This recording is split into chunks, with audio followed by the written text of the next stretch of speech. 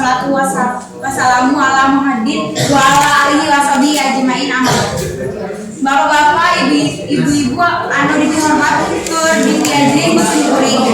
Kakangkeun hadirin anu dimuliakan ku Allah Subhanahu wa taala. Langkung dipayu simkuring puji syukur ka Allah ngadalkeun alhamdulillahirabbil alamin. Wira dina ieu Allah tiasa ngajak dipayunan.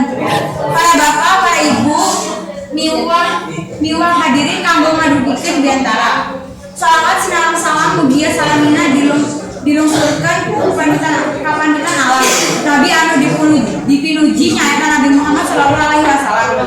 Kamargina ka para sahabat sareng ka umatna anu taat ka pituturna. Amin ya rabbal alamin.